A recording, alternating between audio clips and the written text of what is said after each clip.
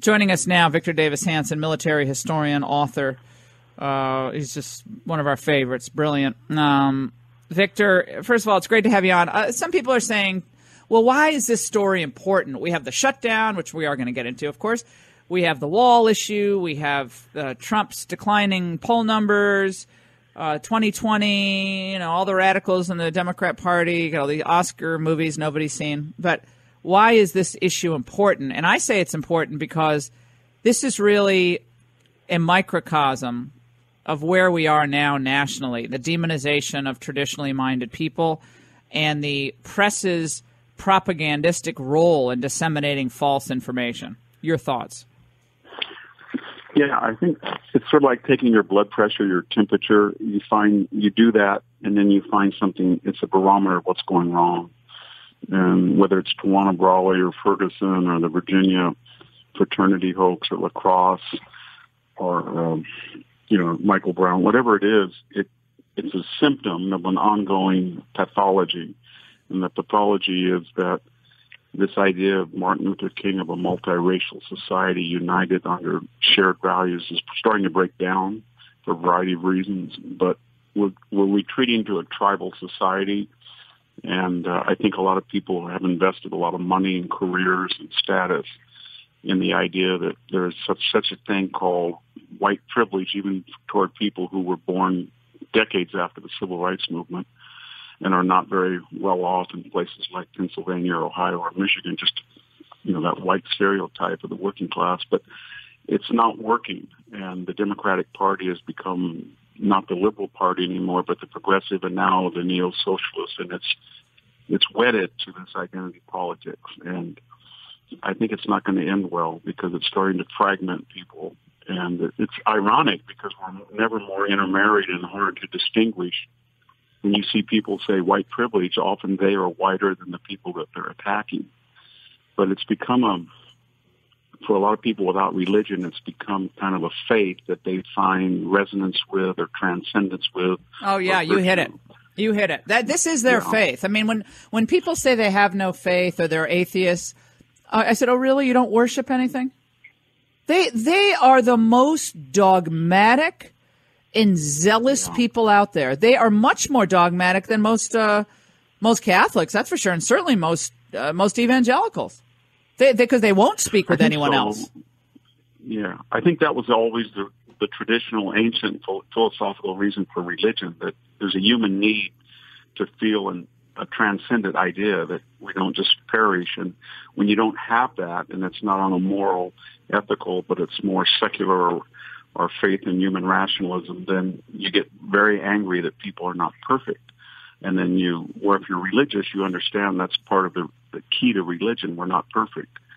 But if you think that with enough money and with enough education and enough power, you can make perfect people, and anybody gets in your way is sinful or you have to get rid of, that's where the left is today. And we can really see that with this whole Nathan Phillips, because almost you want to feel sorry for the guy, but he's a pathological liar. And everything he has said, from his Vietnam experience to his the details of the protests, to the people who said this or that, or the fact that he went the next night and tried to break up a Catholic, it's all false. And people know it's false, but they think, well, it's not really false because he's a minority, he's a Native American, he has a different truth, and his truth is that he's victimized, and therefore that's the truth. And that's where we are now. And everybody understands it. Even the people who tweeted and apologized understand why they did it. And yeah, well, how about the conservatives? All the never-Trumpers. Yeah, all the never-Trumpers jumped really onto it. I know it. I write for National Review, and we have a lot of heated conversations about that because we had 2 or 3 people who, I don't know what the impetus is, but I suspect it was, I got the goods on Donald Trump. They Wish had fulfillment. MAGA hats. I can say that, yes, and this proves that his pernicious, toxic legacy has infected these kids, and they did this, and if I be the first out of the gates to condemn them, then it'll all come true what I told everybody 2 or 3 years ago. That's what they're thinking. They're always looking for that because they want to be redeemed intellectually or career-wise, and so far they haven't. And they dig down deeper and deeper. And as we talked about earlier, Laura, if there's not a downside to it, if there's not a deterrence, then it's just going to keep happening. And I think the people who came out of the blocks and said really vicious things should have been fired or put on suspension, or at least paid some price. Right. But they did it with the understanding there wouldn't be a price because there hasn't been in the past. Look at Al Sharpton. He was created by the Tawana Brawley, and he's the person people go to on the liberal side to secure the black vote. So none of these people have paid a price, and I think they know that, and that's why they keep doing it. Oh, well, they make conservatives pay a price. As someone who's dealt with this, no, they do. They pig pile in 10 seconds. They're on conservatives. Tucker Carlson, myself, Hannity, all of us every day. They're monitoring. They're like the new Soviet monitors. You know what my point was last night, Victor? Yeah, my point last night was. They're almost like the new left-wing Puritans. They're puritanical, but they have a different type of Puritanism. But they're puritanical. There will be no brooking their worldview. If you do, they'll destroy you. But we just can't. We can't tolerate it, though. It has to be exposed, and there has to be a price to be paid. Period. Has to happen. There has to, because all the never-Trumpers realize that when you come out and you condemn an innocent person, there's no downside. But if you don't come out, there is a downside. So they made the necessary adjustments, and that's why National Review, Weekly Standard, ex-Weekly Standard people all rushed out because they understood, well, even if I'm wrong, nobody's really going to care because I'm on the right side of the cosmic issue. But if I'm right, I'm going to be praised as a conservative that has ethics. And you got to change that calculus somehow, and I can't think of any other way than making them pay a price so people don't dare do it. But so far, we haven't created a deterrent landscape, so it's going to keep happening. We're talking to Victor Davis Hanson here on the Laura Ingraham podcast. Victor, we have to talk about this development regarding the shutdown, the government shutdown. The president receiving word that 5 former secretaries of Homeland Security, including his former chief of staff, who I'm sure felt like he got kicked in the face on the way out the door, John Kelly, all imploring the president and congressional lawmakers to strike a deal to restore funding to the department and so reopen the government effectively. Thoughts on that? Well, I think short-term Trump is getting killed, but long-term he's got the argument. The argument is, why wouldn't somebody want to secure the border when you see these caravans? And people in the past have voted for it, and he's not asking for 2,000 miles.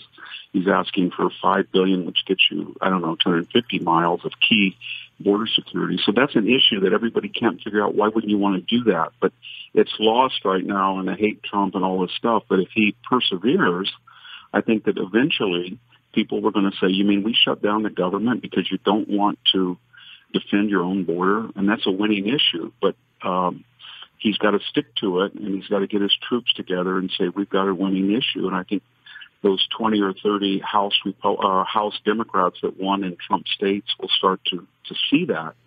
But right now, he's dealing with the never-Trumpers. He's dealing with the media. He's dealing with the progressive, hard-left echo chamber, and he's got to stay firm. I don't think, if I were him, I would not give the State of the Union at a rally or anywhere. I would go into the Congress and just speak, even if there's nobody there. But as presidents really do, because he has a winning argument, but he's got to just stand firm and not give. Yeah, I mean, I don't understand this whole idea that Pelosi can prevent the president of the United States from entering Congress to give a speech. I mean, how is that even possible? I would challenge that, too. That's a great idea. Just go. No one's there. The Republicans will be there. Just go and give it, and then he'll get some people to cover it. And she'll look silly, and the more and more, the news cycle's on Trump's side, because you got up to 20 million people, and you don't know who they are, and there's at least 10% of them, 2 million, that are criminal or they're identity theft or something, and they hit the news every day here in California. Every day someone's getting shot or hit and run accident, or we have another caravan coming up to San Diego. And everybody understands that. And that's a winning issue to try to stop that. And they know that the wall now is focused, crystallized, distilled into a democratic fear that will work. They have fixated on the wall, not just to deny Trump a victory, but if you build a wall in the right places, it will vastly reduce illegal immigration. That's something they can't stomach. They just don't want that to happen. Did you see that video? I don't know if you checked it out. Drudge has the link on 500 Central American migrants. And they caught on video just scaling this border fence in Arizona. Yeah. 500 in one video. That's not a crisis? But, yeah, it is a crisis. There's another caravan coming, and but it's just the insidious. I mean, I live in a mostly Hispanic community of Mexican-American people, and I was in the market, and a guy came up to me, a Mexican-American guy, and he said, you've got to help us. You got to help us get that wall. He said, they're in our community. There's gang members. We don't have AP in our classes anymore because we have this bilingual stuff. Oh my These God. people steal our identities. They hit our cars. They run away. And it's the owner's fault. But that message is not getting out. And I think that Trump's really got to emphasize that the polls show that about half the Hispanic community supports him. And I just wish that his agenda has been so good on the economy and jobs for minority youth. I wish he'd take a few risks and go talk to inner city people, even though he'd take a big hit from protests, but just say, you know what, giving a person a job is a moral act. And I gave them leverage in a way that people did not have leverage with employers and choices and jobs. But, and I think that would be a winning argument. Same thing with the border. It's a moral, ethical thing, and put the onus on Nancy Pelosi, but it's hard.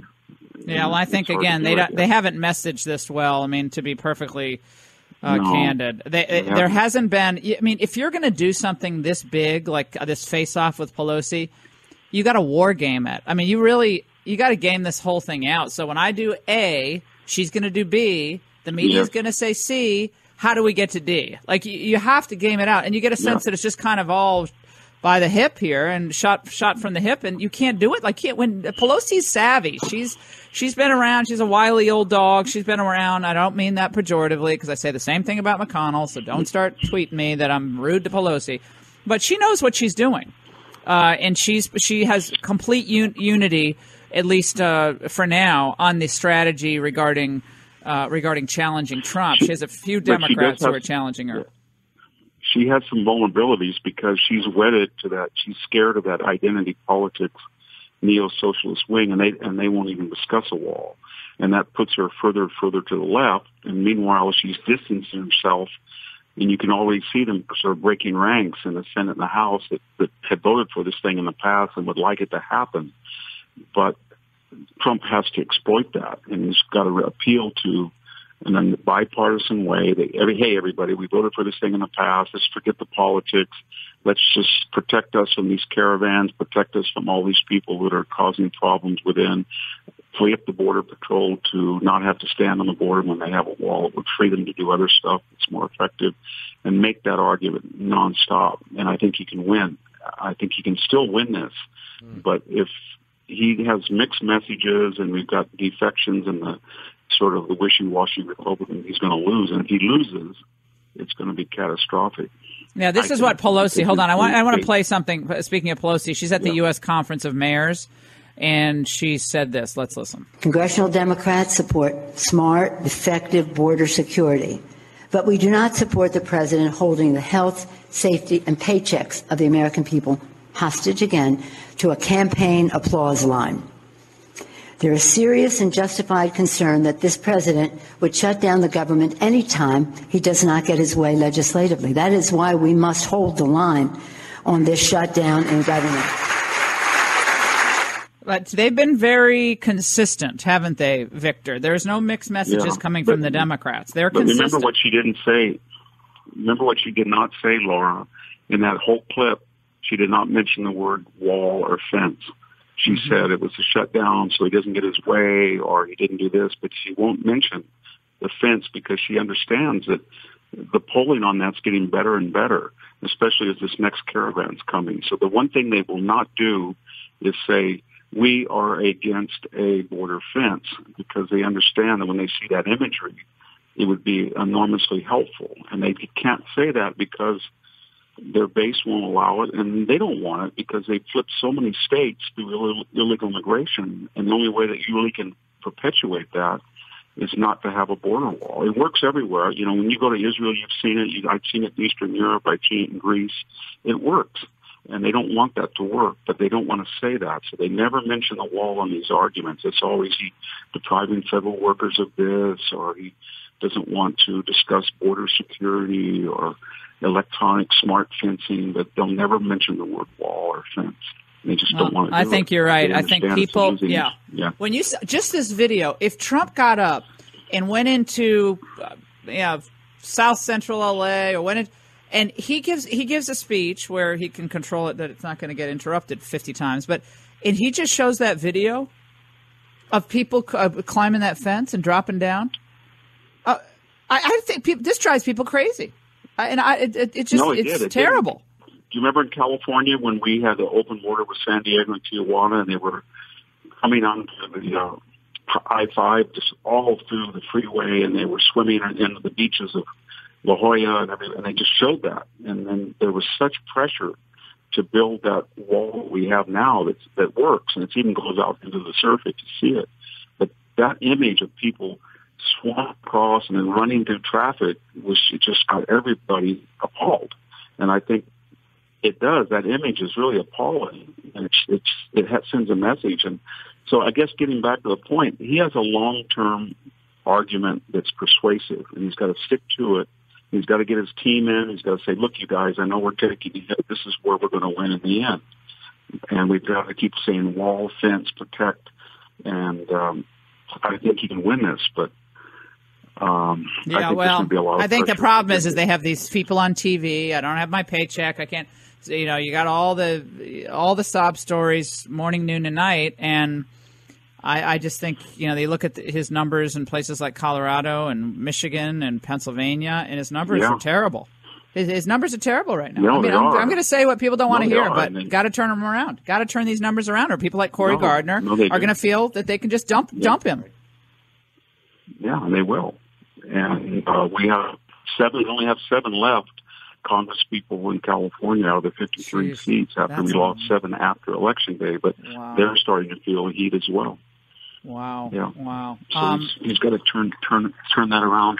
This 2020, I'm really worried. I think you are too, because there's going to be so much Bloomberg, Google, Facebook money and distortion and social media and vote harvesting. And we're never going to see anything like it. And right now, the Republicans really got to get girded up and not get caught like they did in the midterms, because I think we're going to see an election like we've never seen before. And if they get caught like people in California did, they're going to get wiped out in the midterms. No, it's. I talked to all these Congress people that I know, and I said, "You guys better be careful. I think you're going to lose it." No, the polls say we're 12 ahead. I said, "I know, but you should talk to people on the ground about vote harvesting, absentee ballots, get out the vote, all this money they have." "Oh no, don't worry." And all those guys lost, and they lost after Election Day. So that's something I think that's one of the most important issues going into 2020. Mm-hmm. And they're pre-registering people. Don't you love that? They're pre-registering people in high school. So again, they're getting the kids really early. It's really smart. I mean, they're doing stuff that Republicans should be doing. No, it is. I'm watching my hometown where they get the DMV rolls.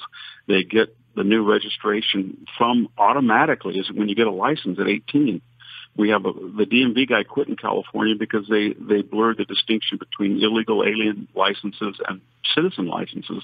They get mailed out to the voter. The computer tells which district may be a winnable district. They swarm all of these people. They knock on their door. They say, "You have a registration. You can register and vote right now, and I'll wait while you do it." They get the thing, and they take it into the registrar, and they did that 250,000 of them.